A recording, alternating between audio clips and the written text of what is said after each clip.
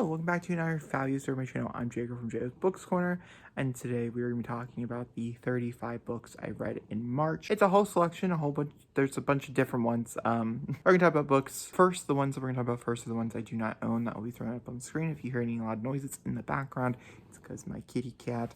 Also, if I have any slight spoilers or anything like that, if I get on a tangent, the screen will turn this color, so you know. And if there's any videos or anything, I'll try to link them. If not, March only had a handful, I think like 8 videos, and so they're all right there for you to talk about for sure, and things along those lines. Because there is 35 books here to talk about, I do want to mention that I'm going to run through them pretty quickly. Sorry about that. We'll not be doing something like this again, figuring out a different way to do wrap-ups next month. So let's go ahead and get started. I'm going to put the pictures up on this side of the screen. The first book we're going to talk about is the one I finished last. I finished it this morning while I was at work. It's called Pouting Face or something like that. This was presented to me as a gay romance. And it's gay, and it's a romance. This is a Christmas romance, and that could be the reason why I gave it a 2. Because I know people who gave this a 5. For sure. Like, people I follow who I like, part of the reason why I picked it up was because they gave it a 5. I didn't see a 5. I saw a 2 at best. Like a 2.5 at best. A 2 at, like, a low 2. The problem I had with this one is the relationship in general that is presented here. I just don't know if I really like how the first intimate scene came about. If you read it before, I don't know. I've also read a very similar concept like this done better, like so much better. It's like Tic Tac something, another Christmas romance. Ironically, it's done so much better. I liked it 10 times. I gave that one, I think, like a 4.5. This was like its sad sister that you just kind of want to be like, hey, let me go talk to that, you know what I mean? And so yeah, I did not really enjoy that one. Now we'll talk about Creekwood. It's Love Creekwood or something along those lines. This is the last book in the Simon Verse series by Becker Talley. This one follows all of the relationships, so I'm not going to spoil them here. Has all of our normal cast of characters. I just talked about Simon Verse Homo Sapiens in a reread discussion video, and that was a few months ago, but like it was one of the reread discussion videos I did, and I think I ended up on like a 2.5 to a 3. I really liked part of it. There's certain aspects of this I enjoyed. I like the slow, like the fast pace of it. I also really enjoyed how it was written in emails. I just don't really know if I was presently satisfied. I think we could have went further. I think if you're going to give me an epilogue, give me an epilogue. This just felt like more of a continuation. I kept waiting for the epilogue. Also, they never gave us the answer to the question that is asked here. And I think that is the most egregious thing about this novella, if you will say. We're gonna run through these, and I'm just gonna, like I said, throw them up as we talk about them. Manhunt. I have a video talking about Manhunt. I have another video going to be talking about Manhunt as well in April. And Manhunt follows Beth and Fran as they're traveling across the country to basically get to safety as there is a apocalypse going on. Interesting to say the least. I will have to give you a heads up.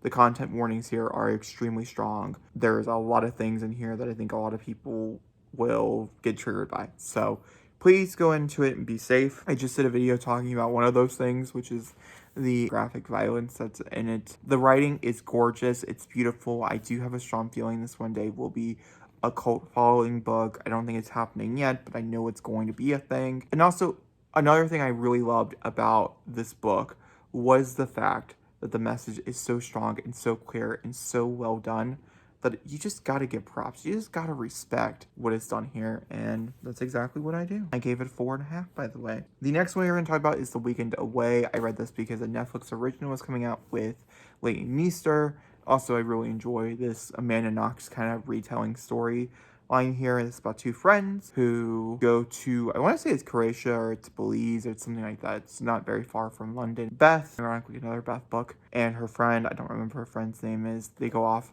for a girls trip, and this out place, her friend ends up going missing after a drunken night out, and it's about trying to find her friend and the consequences that could bring. Bless my motherfucking self. And it's about, the consequences. It's a deep dive into friendship, into motherhood, and a few other things. I just didn't really like it. None of the twists worked. None of the really intense parts worked for me. The suspense was pretty bad. The dialogue was cringeworthy. I just did not like this book. It just came off to me in a bad way, and so I ended up giving it a 2. When You Finish Saving the World by Jesse Eisenberg. This is an Audible original, which is why it's like this small little square thing. This is a family drama. This one also has a few triggers if you want to look them up. I don't really think they're as graphic in detail as some of the other books we're talking about, but I do think it's worth noting. This is done by an amazing cast playing the 3 people in the story. We have the dad played by Jesse Eisenberg, the mom played by Kat Denver, and the son played by Finn Wittrock. I read this because it's getting turned into a movie that premiered at Sundance, and I heard the movie was amazing, and so I was like, ooh, what is this? And I just didn't really jazz with it. I don't know what it was. I thought the writing was really strong. I really enjoyed a lot of different aspects of the story, but there's something about it that just did not click. I liked certain things he was trying to say here. I just don't know if he said it really well enough. I think a little bit more time, a little more effort, a little more craftsmanship, I think it could get there. So I liked a lot of things about it. I don't know. I'm a bit rambly. I think I gave this one, I gave it a 3. Then I read The Getaway, which is a Sarah Peckins and Hendrix. This is performed by Kate Mara, about a girl who goes away for 48 hours, and it's a weird experience. This is an extremely short audiobook. It's like 2 hours long. A lot of people hate it. Just to know, I was not one of those people. I actually really enjoyed it. It was a 3.5 in my book for me. Drowned up to a 4 on Goodreads. I really liked The Getaway. I thought it was a fun little time. I don't think I'll remember it in 2 years, but I wasn't mad of my experience, I should say. Some people were though, so people beware. Next one we're going to talk about is Galleon. Gallant was my March pick for our quarterly TBR that we do, and I ended up giving this a 4. I will also be talking about Galleon in a separate video, and this follows a girl who is in a orphanage, foster home type of situation, and she ends up getting a letter from her, I think it's her grandpa, it might be her grandpa or uncle, one or the other, saying, please come to Galleon so we can take care of you and raise you. She also has a notebook from her mom, who is dead, telling her never to go to Galleon. She has no idea why. Doesn't even know the place really well either. But she decides, you know what, I want to know more about my mom. I want to know more about my family. And so I'm going to go to Galleon. And it's about her experiences at Galleon and what that entails and the complications that entails. And I really, really liked it. I was looking forward to this. This is my 4th V. Schwab book, 4th or 5th V. Schwab book, and it was a 4, just like most of the other ones. I thoroughly enjoyed it. I really like V. Schwab's writing. It's particularly beautiful here, and the illustrations in the books are to die for. I highly recommend you get some type of physical copy. I had it from the library for a very quick second, and it was a good time. It was a very good. We have Unfiltered by Lily Collins. This is her memoir. It was a 5 for me personally. This follows Lily as she is battling her eating disorder and relationships, good and or bad, and also how she got her start in Hollywood and what she saw with her career and why certain things feel so passionate to her. It is a very repetitive nature of writing, which I think a lot of people would take issue to. I really, really liked it though. I thought she had a good way with words, and I thought the stories that she told were very insightful and impactful and can be very helpful to other people. There's a lot of words of advice here, and I think a lot of them truly were really good. So I really liked it. The audiobook is narrated by her, which is always great, and so this was a 5. I didn't agree with everything that was said anymore. My values and my opinions and stuff has since changed since I originally read it back in 2018, but it was still a 5 for sure. We have this book, which is Please Don't Something. It's a poetry collection written by a girl who basically bought a one-way ticket with her boyfriend at the time to move across the country with him, and it's about her experience there. There's a little bit beforehand, a little before after. It is a poetry collection. I don't want to give anything away. It's someone's life. I don't really know if you can spoil someone's life, but I think there is a journey that you go on, and I think you should go on that journey. The ending is it's so good. It was like a 4.5, and then I bumped it up to a 5 because the ending was so good. The final poem hit me and broke me like no tomorrow. So yeah, I really liked it. It was so much better than I thought it was going to be, so I was really happy that I read it. I read one kid's book this month, and it's Buddy, a adoption story one My little sister gave it a 5. She read it 3 times, so she really liked it. And I think that's everything. I don't think that one is going to be thrown up on the screen, but I still wanted to mention here. Everything else I think I have on the floor. If I missed one, I'm sorry. We have Wicked Souls by Katie Weismer. This is a spoilery vlog that is coming to you on a screen near you soon. I give you lots of updates, and there's a few other things we're going to be doing with this before Endless Tides comes out in November, which is where it's slated. This is the second book in the Marionettes series. The Marionettes book 1 is about Valerie as she is trained to become a marionette, which is basically a witch body hunter for vampires, and this follows the direct events of that one. It's amazing. I loved it so much. It did take me a very long time to read, but that's also because I was devouring it very slowly. The ending was extremely shocking. We're actually going to be doing a whole breakdown of one of the scenes in here, and I'm super duper excited. I think that's what it's going to be this month. We'll be talking about it. I'm very looking forward to that. It's a towards the end scene too, which does kind of suck, but that's okay. It's so good. The writing here was just so amazing.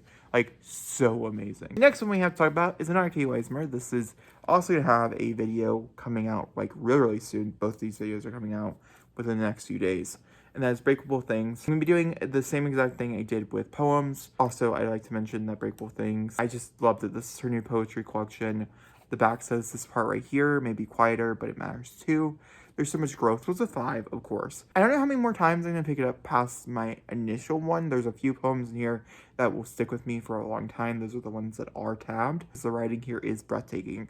This, the weaving of the different stories and stuff are amazing. The structure is amazing. This was the perfect 5. It was a great time. I will have a video talking about it. It's a similar video to what we did with Poems for the End of the World.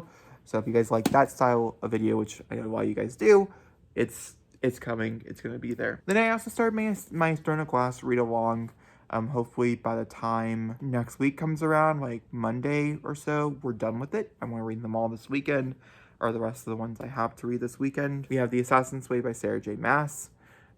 This follows Selena as she begins her journey, and she is still a part of the Assassin's Guild. And I'm going to tell you my rankings for each individual story as I rank them individually on Goodreads. I'm doing this now with novellas, as I think they should be rated individually. This one just happened to be a very concise collection since it all follows one direct storyline. But some of the novella collections that I read that are for like other series, that's not the case, and so I'm trying to review them individually now. The first one is The Assassin. I'm just going to hold up and tell you what they are. The Assassin and the Pirate Ward, which I gave a 4 out of 5 stars. The Assassin and Healer, a 3 out of 5 stars. The Assassin in the Desert, a 4 out of 5 stars. The Assassin in the Underworld, a 4 out of 5 stars. The Assassin in the Empire, a 5 out of 5 stars. Which made me come to the conclusion that this is a 4.25 book. Is it confusing to you? Because it's confusing to me, but that's where we're at. So then we'll run through Throne of Glass and Crown of Midnight really fast. Throne of Glass, I ended up rating a 4 out of 5 stars as well. This saw Selena as she is put up to become the King's Champion, and she has to fight like 24 other people to do it and go through all the different competitions and stuff. It's one of your more typical style fantasy books here, but I really had a great time. I really enjoyed it, and it was super good. That being said though, Crown of Midnight is by far so far my favorite Throne of Glass novel, and it just makes me excited for more Throne of Glass novels, just for the simple fact this was so good. This was a 5 for me personally. It was fabulous and phenomenal. Couldn't recommend it enough. Then we also have The Boy, the Mole, the Fox, and the Horse by Charlie Mackery. I didn't like this. I gave this a 2 star. Charlie Mackery, it just really felt like the author went to a Hobby Lobby shop, wrote down a few amazing quotes that you would like put on a wall. We have some in my house that you would like put on a wall, like home is the place where the heart is or whatever, and then drew some really amazing pictures with it. Essentially is how I felt about this story. A lot of people really like this. This is a New York Times bestseller list. I think it won an award. So it's probably your cup of tea, and it probably just wasn't my cup of tea. The next one I'm going to talk about is Neil Patrick Harris's Choose Your Own Autobiography. I chose to read of him being extremely gay, and it was a great time. This was a 5 for me personally. We have A History of Violence, which I gave a 3 out of 5 stars. I really like the conciseness of this one. This follows Tom McKinnon as his diner is attacked, holed up, and he ends up being the one who takes them down. and so he becomes like this celebrity, like hotshot person. A lot of people want to interview him and a lot of press, and that brings a lot of interesting people into his life, and it follows him for several years as a history of violence starts to happen. I think the concept is really cool. I think it could have been a little more well-tuned, in my opinion. The writing was fine. It was there's parts of it I didn't really like. It was just the story, I think, that just kind of took me out of it. Also, I'm not gonna lie to you, I do think I reduced the star. I don't really like the drawings. I don't like black and white very well. I'm much more a color person myself when talking about graphic novels. So I do recommend it if you're interested in it, but it's just not my favorite thing in the whole entire world. Can you survive a zombie apocalypse? I don't know. I have a video talking about it, and we play Can You Survive a Zombie Apocalypse. It was a fun one. I think we'll probably do more of them in the future that are not just like dedicated to like a vlog style video where we're actually sitting down and like making these choices. I'd love to do it like as a live. Would that be interesting to you guys? Let me know in the comments down below. Oh, Karen Sars and Inedible. I didn't like this. This is a 2.5. This one also follows Sarah, Jeffrey, and Lana, and Lena, and I just have so many thoughts and opinions. They're not great. I didn't like it. The twist here was particularly god-awful, in my opinion. Really hurt the book. The next one is A Magical Mistress by Neil Patrick Harris and Alec Exam, and the illustrations are by Lissy Marlin. This follows Carter. At the beginning of the book, we realize that his parents are dead, and that he is living with his uncle, who is a very big con artist.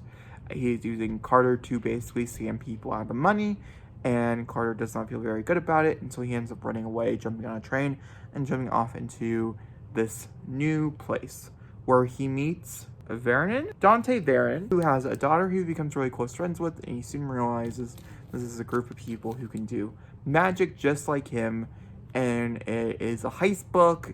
It's funny, it's cute, it's charming, the characters are sweet. Also, we have gay dads in the forefront. It was a good time. This was a 5 for me personally. It was super good. I had a freaking blast. I will be continuing on and finishing that series without a doubt. We have Saga Volume 8 and Volume 9. We have Abortion Town Saga, and we have Family Time Saga. Yeah, it's true. This was a 4. This was a 4. I like them both. I'm excited to jump back into Saga this month in April, where I'll be doing a few of the issues that I missed out on. We have the Final Girl Support Group by Grady Hendrix. This is about Lynette Tarkington, and she is a part of this Final Girl Support Group of older women who have been in situations where they've got labeled a final girl. One of them decides that they want to leave the support group, and then they end up starting to get killed off. I did not finish this book. I cannot claim to have read the whole thing. I DNF'd it. How many times can I say that to you in a different way? And I ended up DNFing at about 40% into the book. I was enjoying it the first time around, and I lost the audiobook, and I had to get it back. And I got it back, and I just really wasn't a huge fan of it the second time around. I just don't think Final Girl stories are for me personally. I do highly recommend the audiobook, though. It is narrated by Sally from Friday the 13th, and she does a phenomenal job. We have Ain't Burned All the Bright by Jason Reynolds and artwork by Jason Griffin. This follows the Black Lives Matter movement and COVID in a family home with our main character talking about his brother and his dad and his mom, and how all of these things are affecting him and his family. And it was so well done. It was so beautiful. The writing here is so amazing. It's both depressing and uplifting, like in both ways. The artwork is gorgeous. It's so pretty and things.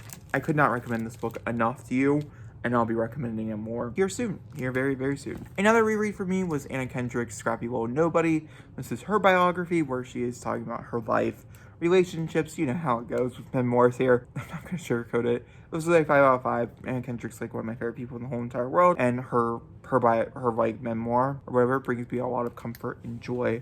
I've been reading it since like 2017, and it still makes me very happy inside. I read The Duke and I for a video that's coming out in April by Julia Quinn. This is Bridgerton Book 1.